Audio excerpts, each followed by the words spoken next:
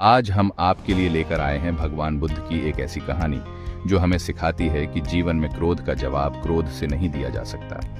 इस कहानी में हम देखेंगे कि कैसे करुणा और धैर्य से बड़े गुस्से को भी शांत किया जा सकता है। तो चलिए आज की कहानी शुरू करते हैं। दया की शक्ति।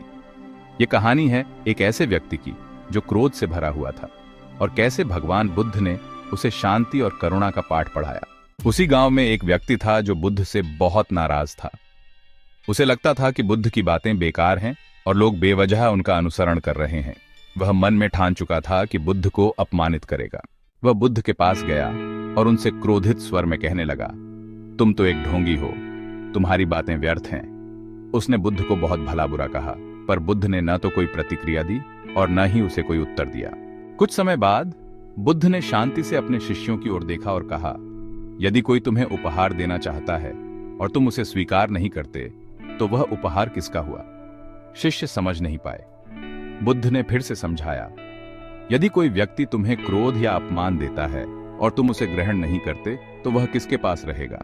यह सुनकर वह क्रोधित व्यक्ति हक्का बक्का रह गया। उसे समझ में नहीं आ रहा था कि बुद्ध इतनी शांति से कैसे रह सकते हैं।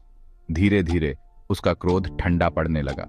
उस व्यक्ति ने महसूस किया कि उसकी सारी नकारात्मकता जो उसके भीतर थी और बुद्ध ने उसे बिल्कुल भी प्रभावित नहीं किया था।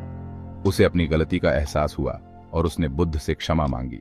बुद्ध ने मुस्कुराते हुए कहा, क्रोध से क्रोध नहीं शांत होता, केवल प्रेम और करुणा से ही क्रोध शांत होता है। इसलिए जीवन में हमेशा दया और करुणा का मार्ग अपनाओ। उस दिन उस व्यक्ति ने जीवन का एक महत्वपूर्ण सबक सीखा। दया और शांति से ही जीवन में सच्चा सुख पाया जा सकता है। बुद्ध हमें सिखाते हैं कि क्रोध का जवाब क्रोध से नहीं दिया जा सकता। हर स्थिति में धैर्य और करुणा से काम लेना ही सच्चा समाधान है।